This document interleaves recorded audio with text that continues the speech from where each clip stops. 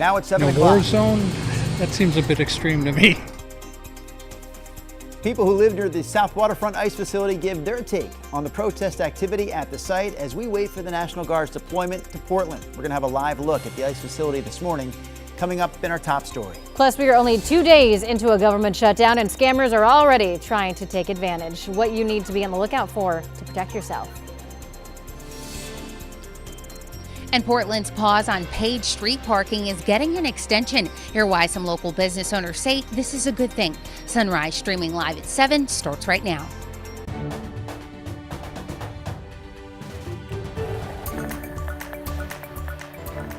Good morning, and thank you for joining us live at 7 o'clock. I'm China Green. And I'm Drew Carney. You see it? Oh, there they are. There they are. Chris McGinnis. Hi, friends. Rod Hill. Talking traffic, well, talking weather. What? Get back! What's going on? I'm playing with you, man. I disappeared. Now Dancing Rod Hill. Your turn. Playing with like you. quickness. You go. All right, here we go. Good morning. Today is day 4. It was supposed to be a 4-day run of some manageable rainfall each day, Monday, Tuesday, Wednesday, Thursday. Still looks like we'll end this after today and be dry tomorrow. Right now, the radar is actually pretty active. This stretch of heavy showers has been holding offshore from Astoria. We've had mainly this area of light to gentle rainfall, which had moved through Salem one batch. Now here's a second batch. Good morning. So you're back into seeing some raindrops. This area, if it holds together, is moving up toward you folks in Sandy. And then Portland has been north of all that. And in fact, Portland has been dry for the last handful of hours. Here's Schnookman's Casino Resort in Lincoln City. Clearly, it's kind of foggy this morning at the beach. Here's better visibility, but mainly cloudy skies. Looking from the Shalem Tasting Room camera out in Sherwood. PDX's temperature is 55. Winds today is 5 to 15. So we showed you the rain in Salem right now. For Portland, I think we'll see more scattered showers later today than we will this morning. But the shower threat is there. We get up to about 65 at 5 o'clock. Here's Chris. Rod, thanks for that. You know, for 7:02 on a Thursday morning, the drive's actually not that bad. We do have a couple of slow spots out there. I-84 westbound, a little tight coming in from the Gateway District. We can show you out near I-205. This is from the Halsey overpass, and you can see again westbound Tribe slowing a bit, but not bad. We'll switch gears real quick, give you a look at the drive times in from Troutdale, about 22 minutes at last check. Your trip from Clark County is starting to build a little bit, but again, we can do worse than this for this hour of a Thursday morning commute. Right now, it's 15 minutes to get you in from Main Street to the Fremont Bridge. China? Thank you, Chris. National Guard troops have begun mobilizing on the Oregon coast for their deployment to Portland. So here's what we know so far. Some 200 members are now training in Warrenton, according to Senator Jeff Merkley. While the timing of boots on the ground in Portland remains unclear, indications are that it's likely not going to be today. Tomorrow morning, a federal judge will hear Oregon's emergency motion to block deployment. Governor Tina Kotek says 60-day operation could cost up to $10 million. That's accounting for salaries and supplies and lodging. Last night, Police Chief Bob Day appeared on CNN to address what's happening on the ground here in Portland, particularly outside the ICE facility. We're working closely with our federal partners, but the facility itself is managed and governed by the Federal Protective Service, and they have responsibility for that. And the incidents you speak of, for example, last night, occurring on their property, but Portland is very much engaged. And once again, this is just one small block in a big city that we're trying to manage for all the Portlanders. All right, so here's a map that shows the ICE facility's location along Portland's south waterfront. It's a couple of miles away from the downtown core. And it's where Sunrise reporter Thomas Schultz is reporting for us this morning. So Thomas, we've been keeping an eye on that ICE facility. This morning, it's been pretty quiet. Yeah, it's been very quiet. We've seen one protester out here. She was actually cleaning up trash. But this is the ICE facility right behind us. I want to show you as well, now that it's a little bit lighter, this is the camp that's set up over here where the protesters are stationed. Some people are sleeping there, but for the most part, there's just medical supplies, things like that. Again, no protests are happening right now, though overnight it is a bit of a different story. Here's video of what our crew saw last night. It was still a small crowd, probably a couple dozen people, though at one point protesters appeared to heckle federal agents on the roof of the building. Minutes later, agents opened the gates of the building and detained one protester. Department of Homeland Security Assistant Secretary Tricia McLaughlin sent us a statement about activity in this area on Tuesday, saying over 100 rioters stormed an ICE facility in Portland. That's something we have not been able to verify. At most, we've seen maybe 40 people here. People we've spoken with in the area say national rhetoric about these protests just doesn't match what they're seeing. Honestly, like for the most part, it was pretty peaceful yesterday, and it wasn't like as chaotic as they were saying. Like, I didn't see anybody rush the gate at all. And like I said, I think more of the rushing came from like the actual agents and stuff when they rolled out in the van and started just tearing down the street towards people and everything. DHS Assistant Secretary McLaughlin went on to write, "They assaulted law enforcement, even putting one member of law enforcement into the hospital, trespassed on federal property, attacked law enforcement by blinding them with strobe lights, and blocked the entrance to the facility." We did see an ambulance enter the building, but it's unclear what it was for. In terms of trespassing, we've seen a couple people cross painted lines on the ground. One person put a sign on the building. Our crews have also seen protesters use flashlights set to strobe mode, but for the most part, they've been using loudspeakers. DHS also tells us that 6 rioters, as they called them, have been arrested. Some of those charges include things like assault of a federal officer. We've checked into the booking of Multnomah County's jail. We haven't been able to find any of those 6 suspects that DHS was talking about. Drew, Jenna. Thank you, Thomas. Meanwhile, Portland police released these pictures of a suspect wanted in connection with an assault that they say happened Tuesday night outside the ICE facility. So these pictures are of the same woman, just in different clothing. But police tell us the victim was live streaming around 8:30 when they were hit in the face with a flagpole. Authorities say a dialogue liaison officer tried to stop the suspect, but she got away before other officers arrived. Efforts are being made to step up security at the Central Library in downtown Portland after some violent events outside the building this summer, including a deadly shooting and a stabbing. The library has already added more security inside and outside the building, but the director of library says she isn't ready to add metal detectors because of the cost and pushback from workers. But in July, someone was shot and killed outside the library. Just a few weeks later, there was a stabbing across the street. Since those incidents and an increase in security, the library director says that they've seen fewer issues. We invest heavily in security. In fact, in our fiscal year 26 budget, we are investing $3.9 million in security costs overall in our library system. The library director says that she would like to move forward with what are called vapor sensors in the restrooms, which would detect smoke from illegal drugs. Portland Street Response is adding 4 more hours to its available response times, responding to calls from 6 a.m. until midnight.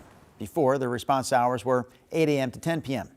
The city program, which sends a trained EMT and mental health professional to some calls, also just hired 14 more members. Street Response also has a new phone number. We're going to put it right there on the screen for you. It's 503-823-7773. Although, if you're experiencing an emergency, you should still call 911. Business owners and those who frequent downtown can park for free a little bit longer. This after Mayor Keith Wilson put an extension on pay-to-park hours this week. Sunrise reporter Corey Johnson joined us live from downtown with the details on the change. Corey. That's right, China. The extension on that paid street parking pause comes after significant community pushback. Many business owners telling us they spent months pushing back on the city's decision to charge for street parking until 10 p.m. instead of 7 p.m. Now, on Wednesday, Mayor Keith Wilson reversed course and will roll back pay-to-park hours downtown. Now, 2 weeks from today, October 15th, that paid parking will revert back to 7 p.m. though, and that's for all of Portland, not just downtown. But keep in mind that event district parking enforcement, like around Providence Park and the Moda Center, will remain the same. Local business owners tell us they believe the extension is the right move.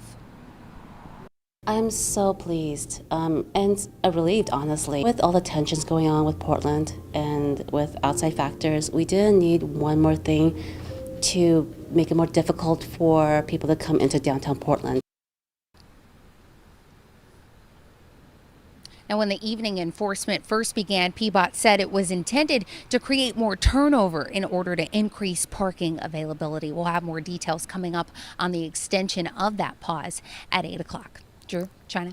All right, Corey Johnson live for us this morning there in Portland. Meanwhile, how about this live look from Vancouver? Oh. Vancouver waterfront. Yeah, looking beautiful on this Thursday morning. That's a live look from our sky cam that we put out there just about 2 months ago now. Rod Hill. Yeah. Sun breaking through on this Thursday. What's the weather forecast look like? Very tropical in Vancouver today. I see sunny skies, 82 degrees, light winds. Really? Tropical.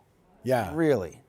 Oh, no, that's wrong. Wait, forget it. Jeez Louise. I had a vision, but it wasn't correct. Facts, please. Like you need palm trees for that. Yes, that's what I was thinking of. Not a bad day, though. I still think overall we're going to see far less rain and more dry time today when compared to yesterday.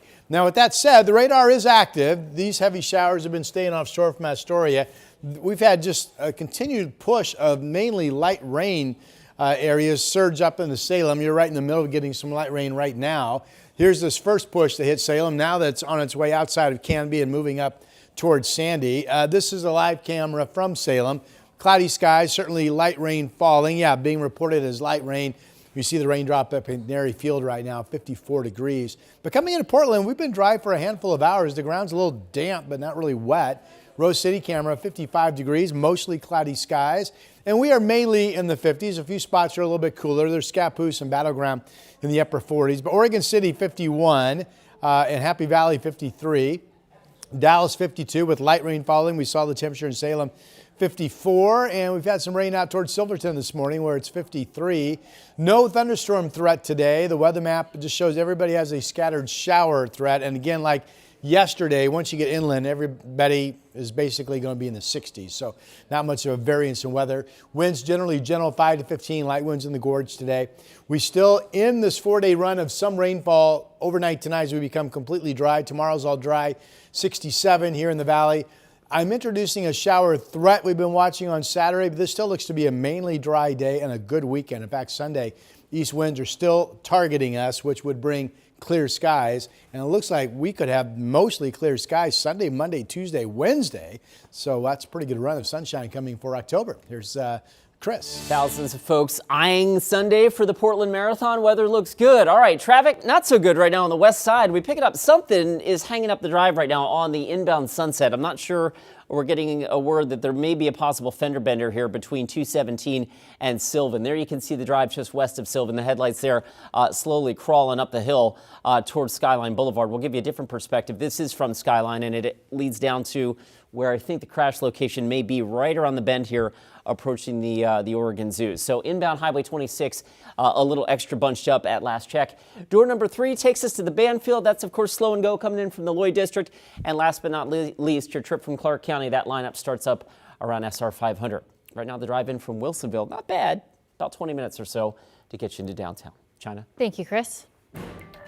A lot of people don't understand how some of these smart thermostats work. Still to come on Sunrise, how this local nonprofit is helping Oregonians fight climate change with energy-saving technology. Chris McGinnis has more on today's Good Energy feature coming up in just 2 minutes. The KGW Plus TV app, streaming 24/7. Local news from the team you trust on your time. Track how the weather will impact your day. Certainly becoming increasingly hazardous. Extended, continuous coverage of breaking news live from the scene. That snowpack is still heavy. Go deeper with in-depth interviews and exclusive reporting. All the local news you need, live or on demand. KGW Plus. Download on your TV and watch for free.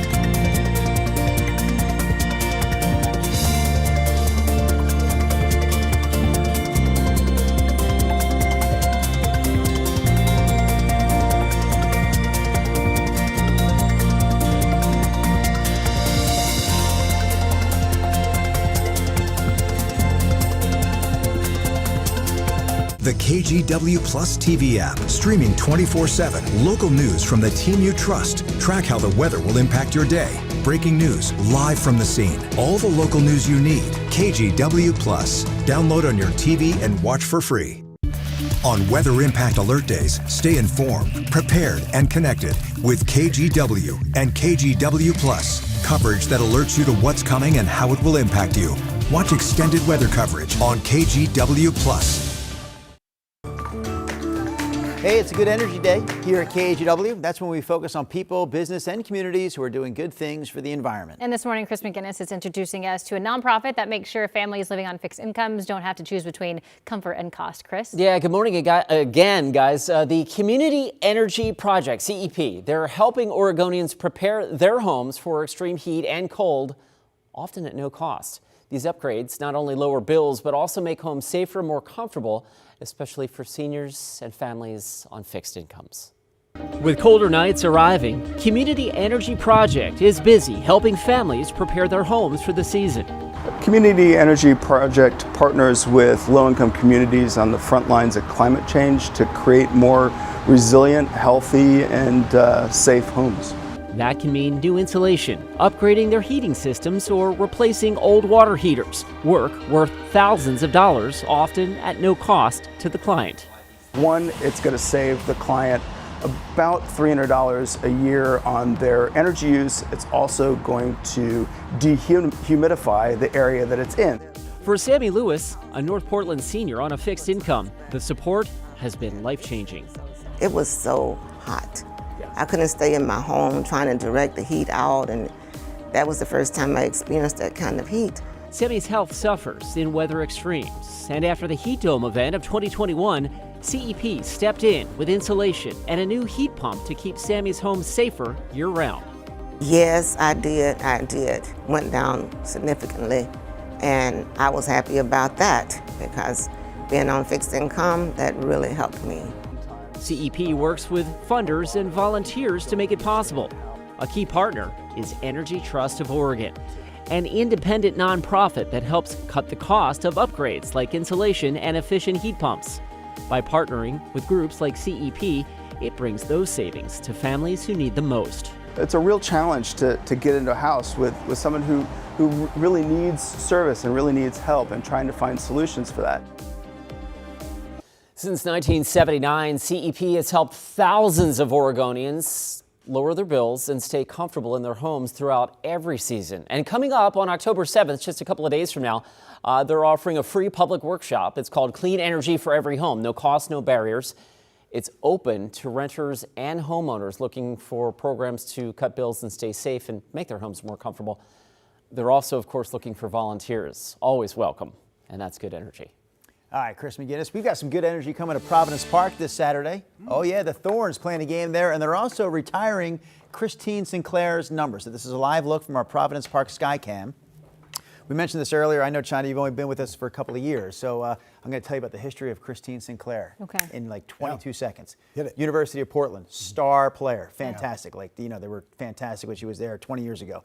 Comes to the Thorns, star player, leads them to championships, greatness. She's cool.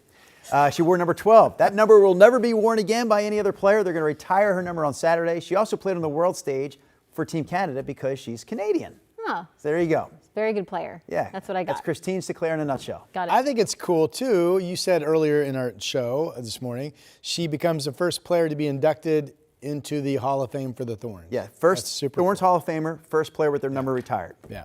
All right, you have the paper out. Well, I thought September. this would be You're so kind of exciting, but gosh darn it, Christine Sinclair just blew me away, so this is going to be really boring stuff. But with that said, I still want to go through it. All right. So September ended up being, any guesses, above normal, below normal temperature-wise? Oh, it was below. Drew says below? Normal. Oh, wait a minute. Can I take it back? No. Okay, fine. Normal. I'm wrong, though. Normal. I know I'm wrong. Plus 2.3. Let me tell you, this warming climate thing is real. It is the number of months that we actually average out a 30-day period to be cooler than normal is, I don't want to say it's becoming rare, but we don't see it that often anymore. I mean, I feel like the new norm is a month that's a degree or two above normal, which September was. How about rainfall? Above normal, below normal? Below.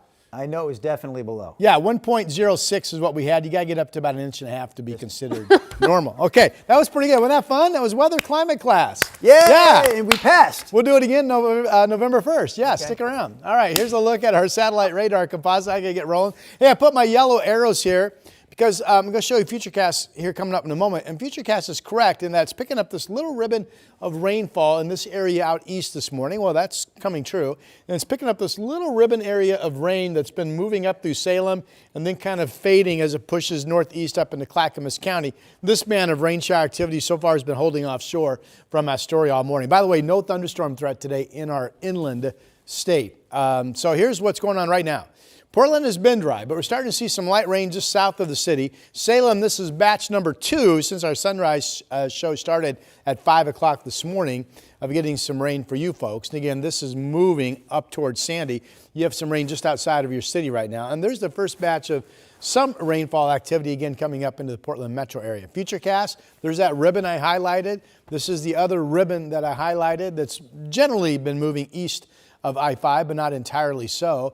The star player in Futurecast in terms of the valley today is what it's showing in the 5 o'clock hour later today. Could be a little push of some heavier showers coming through, so we'll see if that comes true. All in all, what I said yesterday, I still believe. Today will be a drier day than yesterday. Not as much rain, more dry time. It is mainly cloudy out. Here's the Reserve Vineyards and Golf Club in Aloha out in Washington County, of course. 55 degrees is the temperature. There's the look over downtown. Look how still the Willamette waters are. Wow. 55 degrees. The Weather Service is back to warning boaters, by the way, for low water levels, I think well into next week on the Willamette and Columbia Rivers. So if you are pleasure boating, keep that in mind. You'll really want to keep your eye on the water levels ahead of you.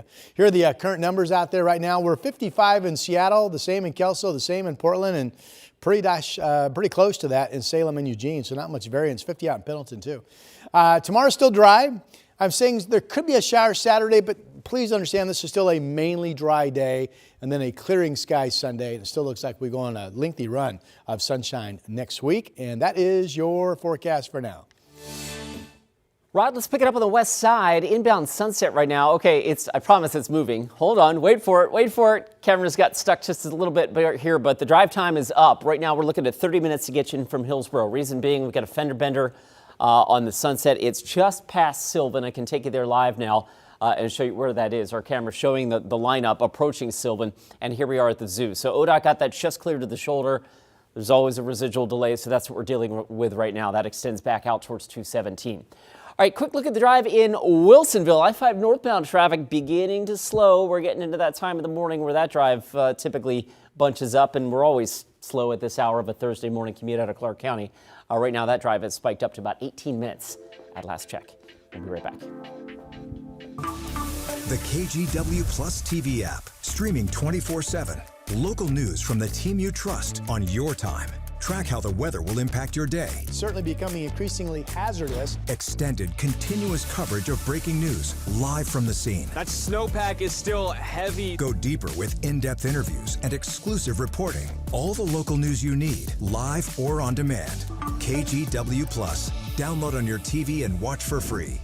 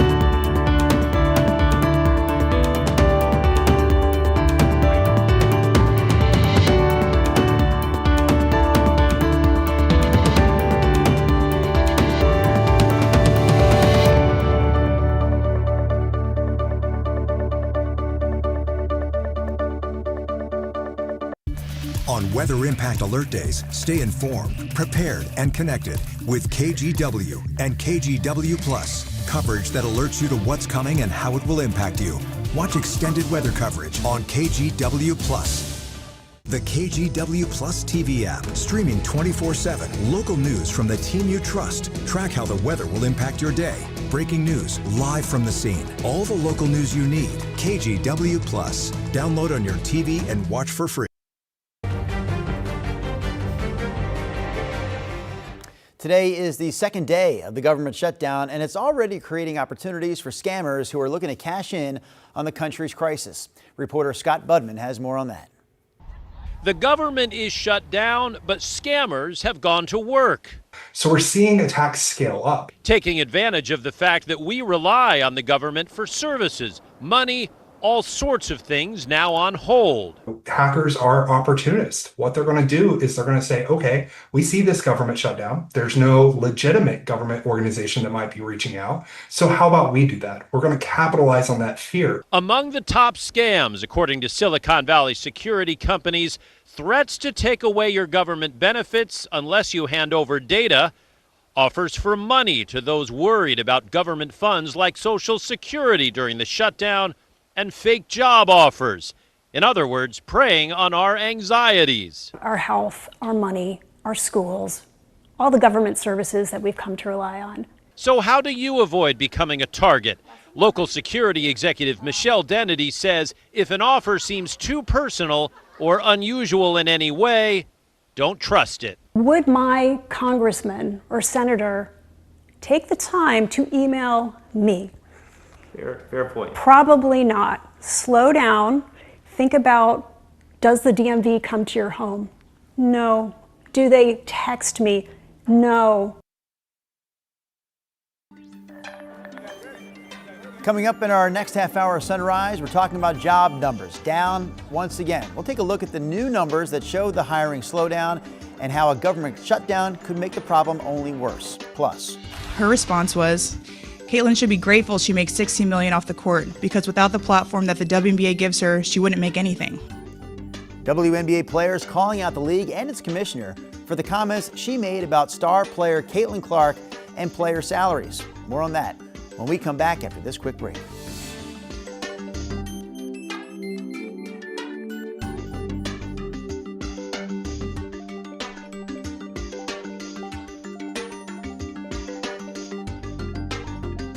KGW Plus TV app, streaming 24/7. Local news from the team you trust. Track how the weather will impact your day. Breaking news live from the scene. All the local news you need. KGW Plus. Download on your TV and watch for free.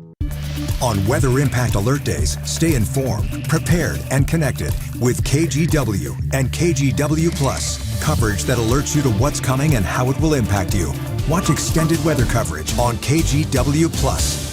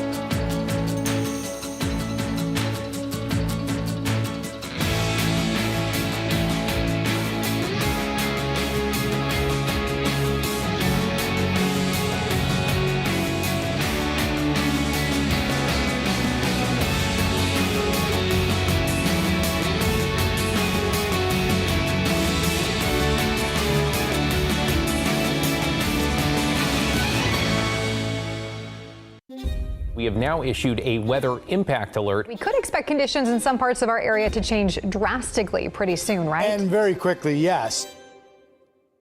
This is significant rainfall coming our way. You'll definitely want to be extra cautious. Certainly becoming increasingly hazardous.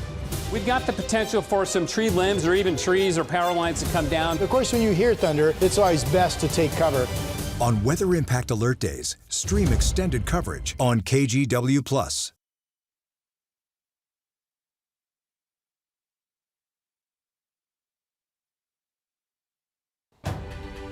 We're coming up on 7:29 on your Thursday morning drive. Only one trouble spot out there right now. It is that. And ODOT's got it cleared to the shoulder. We're talking about the Sunset inbound near the zoo. A crash just now cleared to the right shoulder. But of course, there's always a residual delay. And it's significant. It extends all the way out to 217. You can see the taillights there lit up all the way up for about 2 miles to get you past Sylvan to the zoo. So that's our big slow spot right now. The drive-in from Hillsborough has spiked up to about 33 minutes at last check. Rod? All right, Chris, thanks for that. Good morning to you. Salem, good morning. You've been kind of the wet spot this morning. You're looking at your second batch of rain moving through. It's been mostly gentle stuff. And now for the first time this morning, we are seeing a touch of light rain into the Portland area. This is mostly holding, according to the radar, near to just east of 205, so not in downtown where it continues to be dry. And yeah, the Willamette water is just nice and quiet, 55 degrees out at PDX. More dry time, less rain today than yesterday, but the scattered shower chance continues. Temperatures will be in the 60s. Our 7-day still features dry weather tomorrow, a shower threat Saturday, a sunny Sunday.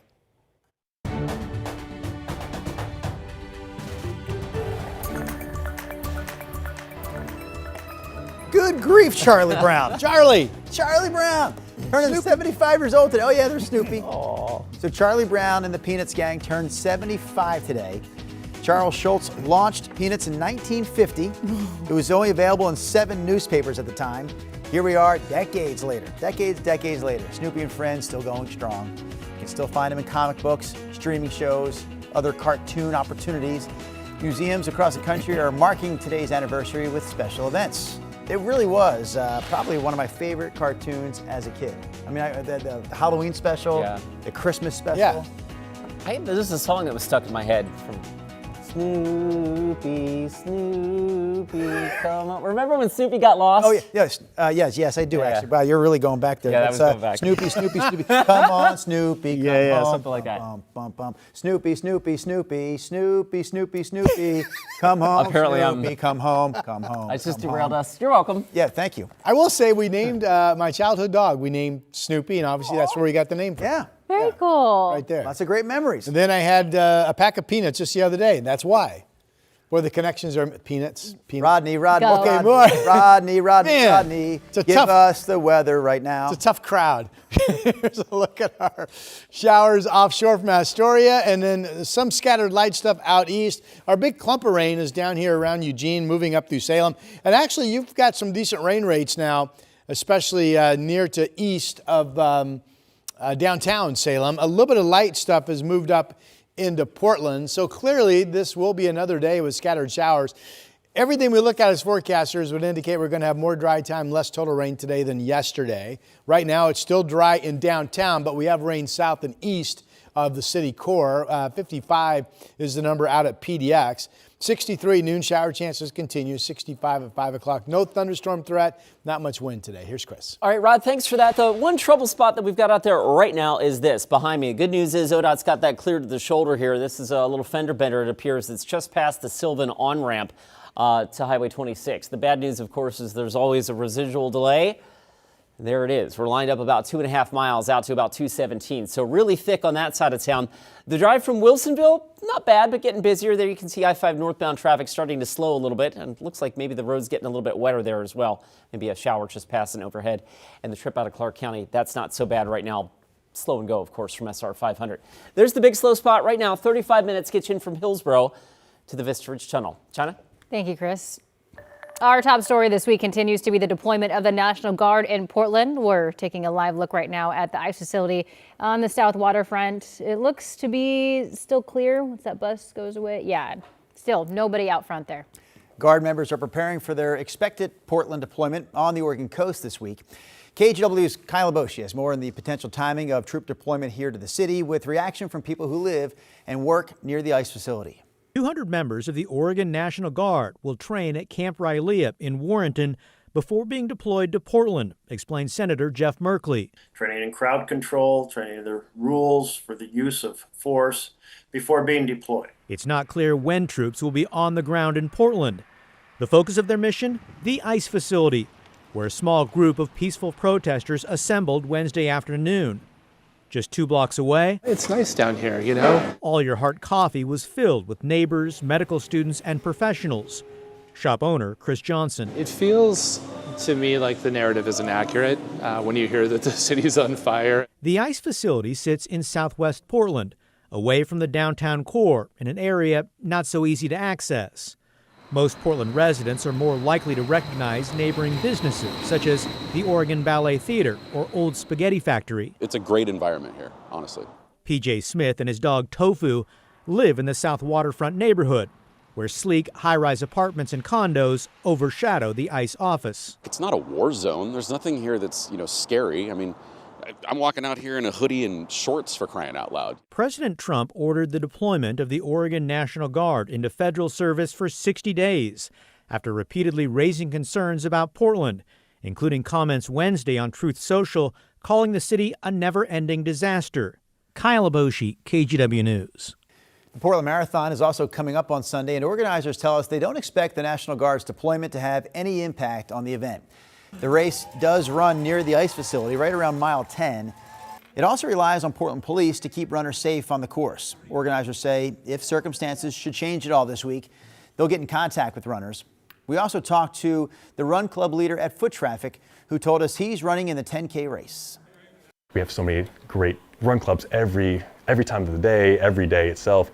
Having that community, that supportive community surrounding you, and knowing that they're inspiring you, they're keeping you safe, they're looking out for one another. Portland in general is looking out for each other. More than 75 Portland police officers are expected to work on and around the course on Sunday. Immigration enforcement is at the center of a new federal legal push against 4 Oregon counties: Multnomah, Clackamas, Washington, and Marion. Prosecutors are demanding records to help track down 10 undocumented immigrants with violent felony convictions who were released from state custody. Officials say the men convicted of crimes ranging from rape to manslaughter are likely subject to removal from the United States. The Justice Department argues Oregon failed to honor what are called immigration detainers. State sanctuary laws limit interaction with federal immigration enforcement. The U.S. Attorney for Oregon says removing violent offenders continues to be a matter of public safety. The trial of a Portland cannabis store employee who's charged with multiple counts of first-degree murder is underway this week. Opening statements began yesterday in this trial for 35-year-old Jason Steiner. There you see him on your screen.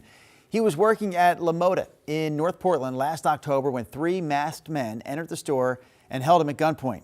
They forced him out the front door, but prosecutors say he came back moments later, opened fire, and killed 2 of them. You're about to hear body camera video of the conversation between the suspect and police right after police got to the scene. Do you know if I killed anyone? We'll wait to speak with detectives. I'm not sure. I've just been hanging out with you. Yeah. I didn't want to hurt anyone. It was hard to make out everything he said during that conversation, but you could clearly hear there at the end, I didn't want to hurt anyone. Steiner has pleaded not guilty. Now that the government shutdown is in day number 2, we know thousands of people across the country are facing potential furloughs. And that includes workers in Washington and Oregon. Leaders on both sides of the aisle are speaking out this week. Sunrise reporter Corey Johnson joins us live with the latest from state lawmakers. Corey. That's right, Drew. China today marks day 2 of the shutdown, and it comes after the Senate failed to pass 2 government funding bills. Now, nearly 80,000 federal workers in Washington state and thousands more in Oregon are bracing for furloughs and working without pay as the government continues the shutdown. Washington Senator Patty Murray says Democrats are fighting to protect health care and prevent cuts that could make coverage more expensive. Democrats hoping to extend Obamacare subsidies before they expire at the end of the year to ensure health care funding continues and to avoid growing premiums. However, Republicans like Speaker of the House Mike Johnson said during a press conference that the shutdown was avoidable, accusing Democrats of refusing to compromise. In the meantime, the Oregon Employment Department made it very clear they're prepared to help employees impacted by the shutdown apply for unemployment insurance benefits. Democrats are fighting to reverse the cuts, lower costs, and protect health care for the people we represent back home. There is nothing new in this legislation. There's no poison pill. There's no partisan tricks. There's no gimmicks whatsoever.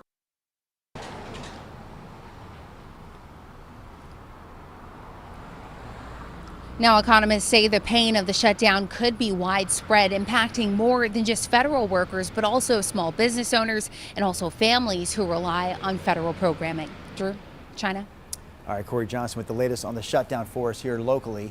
Meanwhile, new numbers from ADP show private companies cut 32,000 jobs in the month of September, far below expectations for a gain. August numbers were also revised down, showing a loss instead of a gain. Wednesday's reading is even more important after the Labor Department announced it will not release its jobs report Friday due to the government shutdown. Experts say the longer the shutdown lasts, the harder it will be for the Federal Reserve to assess what's happening with the economy. Now for a look at your consumer headlines. Walmart says it plans to get rid of synthetic dyes from its store brand foods. Company officials say that they also plan to remove 30 other ingredients, including preservatives and certain artificial sweeteners. Microsoft is increasing the price for Xbox Game Pass Ultimate. The new cost for the subscription service is about $29.99 a month. That is up from $19.99 last year and $16.99 in 2024. The lowest subscription tiers will not change prices. And McDonald's is celebrating the upcoming spooky season with the return of its Happy Meal Boo Buckets. They roll out on October 21st. The lineup of 5 bucket characters includes Ghost, Pumpkin, Goblin, Cat, and Zombie. I do wonder if Rod Hill wasn't our weather forecaster, our meteorologist in the morning, would we run as many McDonald's stories as we do? Because you kind of just embody McDonald's. Former worker, frequent visitor. There he is. I could say, on average, I see Rod Hill on his break time in his car eating McDonald's about 4 times a week. 4 out of 5 days. I would say. 80% of the time. I would say. Maybe it's just a coffee. Maybe it's... I don't think it's just a coffee. It's something else, but So McDonald's is in hand. Here's a fact for you. Okay. McDonald's has made me the man I am. Now, I pitched this to McDonald's as some sort of a big promotional campaign, and they said it wasn't the look they were going for. I don't know what that means. Your waist is too tiny. Here's a look at rain offshore from Astoria this morning. Inland, Salem, you've been the rain bullseye. This is the second batch of rain. You're now kind of getting the back end of it, but that's a pretty good shower moving through. Canby, looks like going to be right in the middle of this. Everything's tracking up to the northeast. So we got this batch of rain that's now starting to move into Sandy, really light stuff. And then we've got a little bit of light rain, it looks like out toward the Gateway area in Portland. It might be borderline sprinkles, but the ground in Silverton does look wet. Where radar showed some passing rain earlier, and certainly that's a cloudy sky with low clouds. This is the camera at the Oregon Garden Resort. The Oregon Garden's back in here in those trees. Here's the way it looks from the Chehalem tasting room. Now we're more back over on the west side. And again, the west side's been much drier here in the North Valley than the east side has been. Downtown Portland has been dry, 55 degrees for hours now. So the pavement's actually, damp but not wet. Temperatures are in the 50s. We don't have any wind. I'm looking at the flags out my window at Lincoln High School, and they are not moving at all right now. 54 degrees in Salem, also 54 degrees in Albany. Martin is our KGW Dog of the Day. Good morning. Dog of the Day at kgw.com is the email address. Just attach your dog's photo. We pop it in our template, and your dog will be our Dog of the Day. All right, here's the map. No thunderstorms today, but everybody has a scattered shower threat. And again, really from Tillamook all the way to LeGrand, 62, 61. Temperature is going to be pretty similar and in the 60s. We still in this 4-day run of some manageable rainfall each and every day after today. We have dry weather tomorrow. I've introduced a shower threat on Saturday. This is a mainly dry day. Sunday looks completely clear, or at least clearing after any early clouds. And then a big stretch. What's a big stretch this time of the year of dry, sunny weather Sunday through Wednesday. Here's Chris. That looks awesome. All right, this does not look awesome. The trip in from Hillsborough up to 35 minutes, and a solid 30 of that 35 minutes is the 2.5 miles between 217 and Sylvan. So here's what's going on. We had a fender bender near the Sylvan exit ramp, near the zoo. It's been cleared to the shoulder, but there's the residual delay. It is really creeping in from 217. If you've got the opportunity, lost the camera there. Sorry about that. If you've got the opportunity to take Barnes to Burnside, that might save you a few minutes. Once traffic gets around this, the speeds do pick up a little bit. All right, let's head down to Oregon City. 205 southbound lining up near the Abernathy Bridge. That's always this hour of a Thursday morning drive. Nothing unusual here, but Clackamas to West Lynn is up to about 14 minutes and building at last check. Drew? All right, thank you, Chris. We're about 5 weeks into the new school year around the state of Oregon. A new school year with a new ban on cell phones. We have an update on how that's going right after this. On Weather Impact Alert Days, stay informed, prepared, and connected with KGW and KGW Plus. Coverage that alerts you to what's coming and how it will impact you. Watch extended weather coverage on KGW Plus. The KGW Plus TV app, streaming 24/7. Local news from the team you trust. Track how the weather will impact your day. Breaking news live from the scene. All the local news you need. KGW Plus. Download on your TV and watch for free.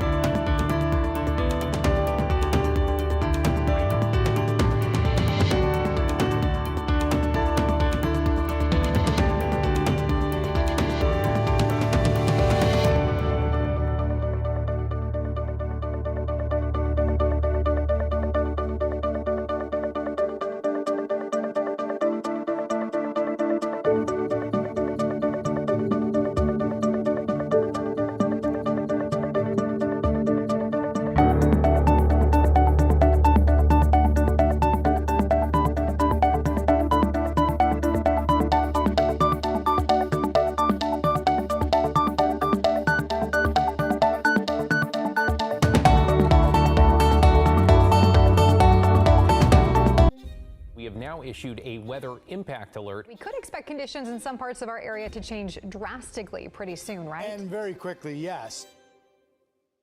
This is significant rainfall coming our way. You'll definitely want to be extra cautious. Certainly becoming increasingly hazardous. We've got the potential for some tree limbs or even trees or power lines to come down. Of course, when you hear thunder, it's always best to take cover. On Weather Impact Alert Days, stream extended coverage on KGW+.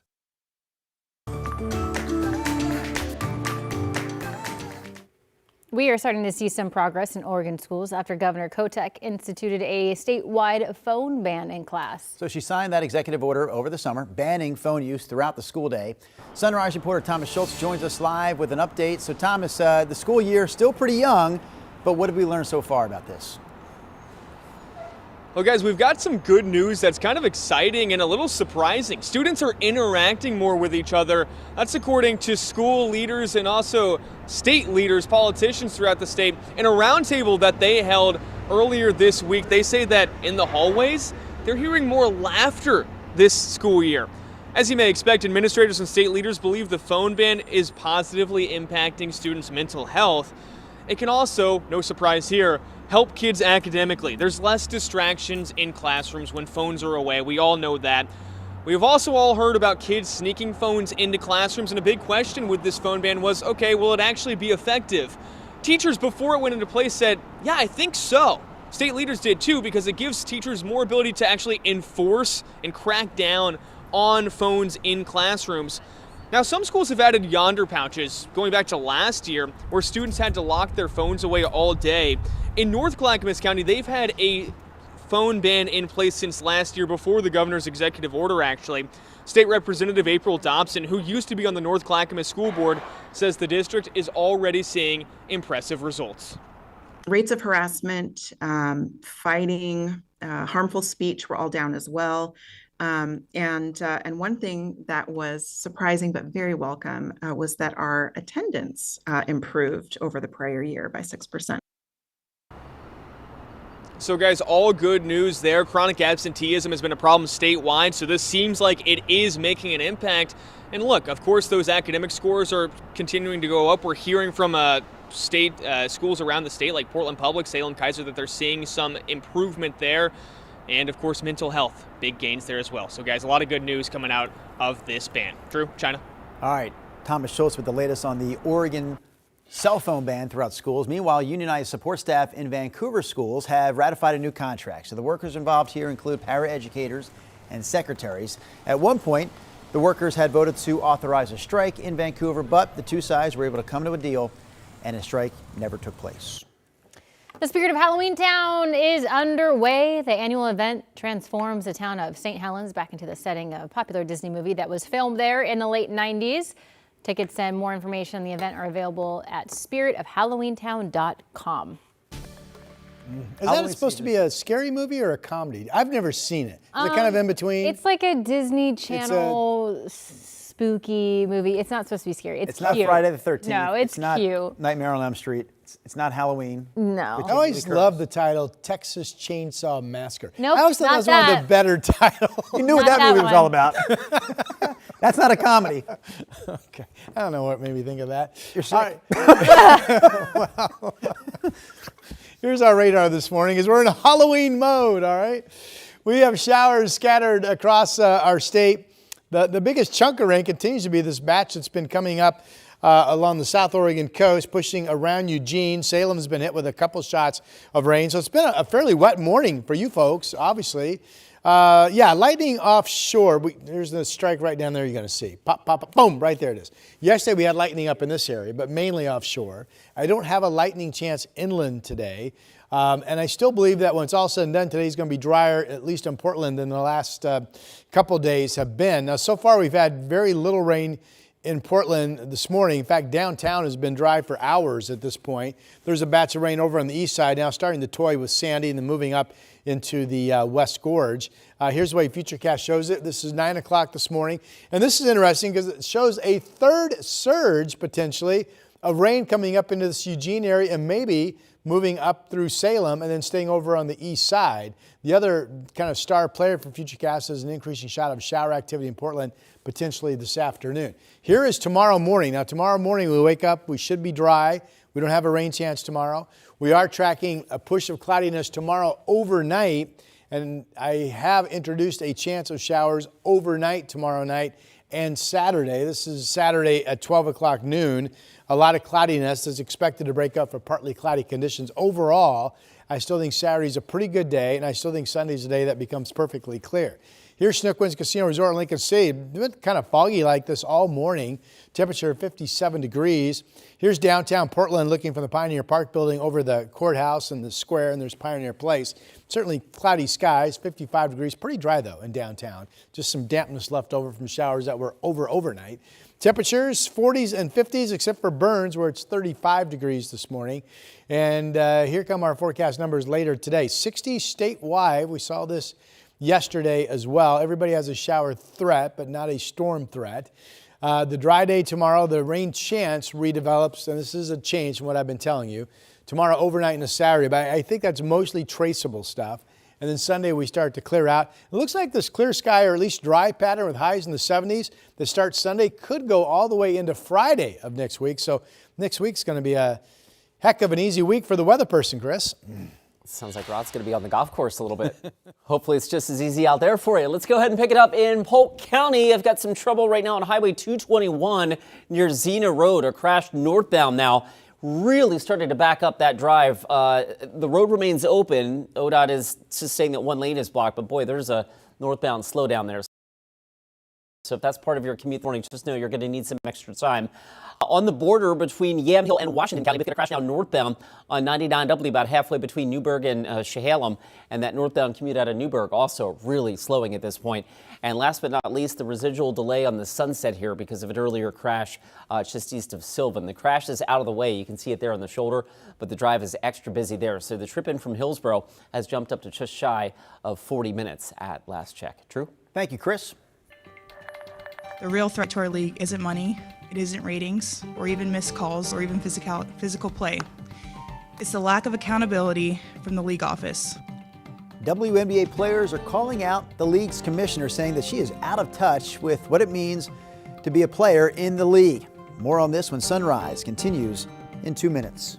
The KGW Plus TV app, streaming 24/7. Local news from the team you trust on your time. Track how the weather will impact your day. Certainly becoming increasingly hazardous. Extended, continuous coverage of breaking news live from the scene. That snowpack is still heavy. Go deeper with in-depth interviews and exclusive reporting. All the local news you need, live or on demand. KGW Plus. Download on your TV and watch for free.